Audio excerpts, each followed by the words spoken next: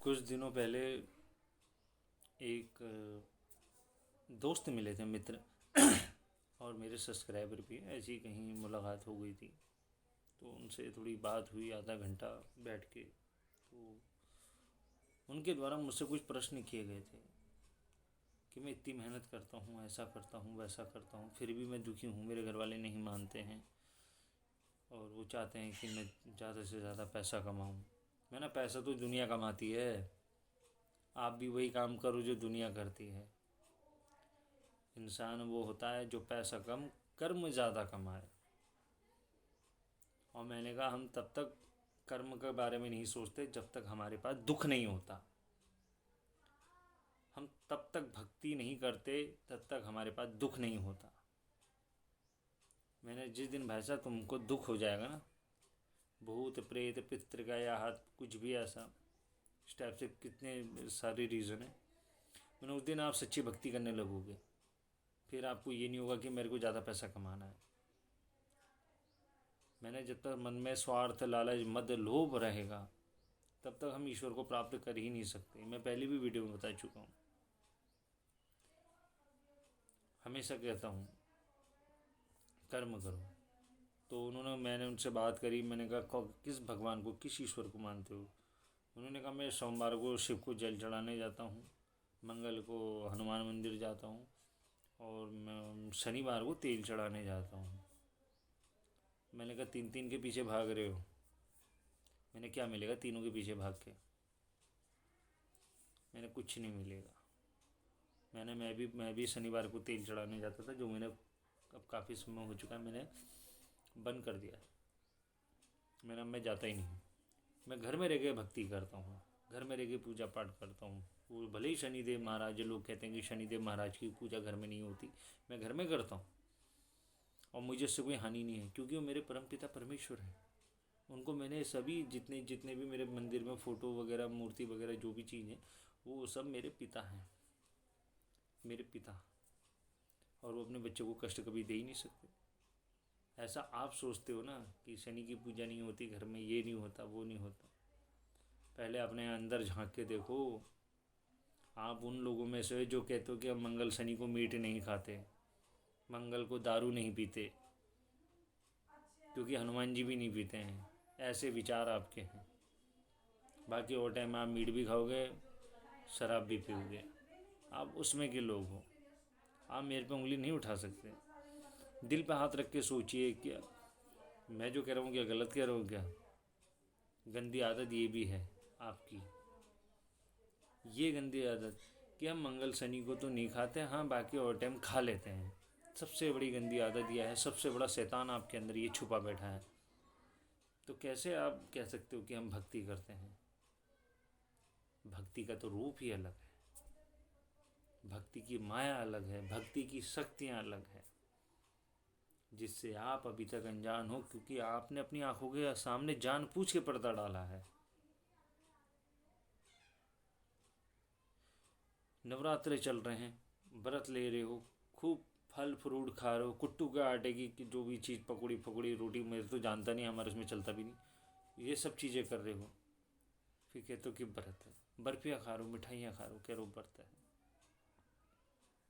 ये व्रत नहीं होता, ये केवल छलावा है, दिखावा है। भक्ति का रूप आप जानते ही नहीं हो। भक्ति भक्ति तो मरने मिटने का नाम होता है। प्रभु की भक्ति में खो जाने का नाम होता है। प्रभु की भक्ति में जहर तक भी अमृत लगता है, पी लेते हैं लोग। श्रीधर, ध्यानु भगत और भक्त प्रहलाद महाराज को, इतने बड़े महान हुए, उनको तक कष्ट मिल गया, उन्होंने तक भक्ति नहीं छोड़ी। और आपका 100, 200, 1000, 10,000 का जरा सा नुकसान हो जाए, या गाड़ी कहीं लग जाए, या कहीं पैसे गिर जाए, तो आप वो अपने प्रभु को कोसने लगते हो। तो यह आपकी भक्ति नहीं हुई। इसे जो अंधकार और ये जो माया जाल का जो पर्दा आप लोगों ने अपनी आंखों के आगे डाल रखा है ना, इसको उठा के देखो। दुनिया वैसी नहीं जैसी आप सोचते हो, और ईश्वर ऐसा नहीं जैसा आप इमेजिन करते हो कि हाँ फ़ोटो में ऐसा है और तस्वीरों में ऐसा, वहाँ ऐसी मूर्ति है। उस मूर्ति के, उस फोटो के पीछे आपने उस ईश्वर को देखने की कभी कोशिश करी नहीं? अरे अपने अंदर झांकने की कोशिश करो ना। जब तक आप अपने आप को नहीं पहचानोगे, आप उसको, त्रिलोकी को पहचान ही नहीं सकते। वो तो अनादि है, निराकार है। लोग केवल शंकर भगवान को निराकार कहते हैं, सारे देवी देवता निराकार है, सारे देवी देवता आनंदी है। उन्हें ना कोई देख सकता है, क्योंकि उसका कोई रंग नहीं, कोई रूप ही नहीं है। वो तो पर ब्रह्मा है, उसको आप देख ही नहीं सकते, ना उसको प्राप्त कर सकते हैं। क्योंकि आप जो ये चीज़, जो ढोंग और ये जो ड्रामे में जो लगे हैं ना, इससे आप कभी पा ही नहीं सकते। इससे तो आपको केवल शैतान ही मिलेगा। भगवान तो खैर मिलने से रहा आपको।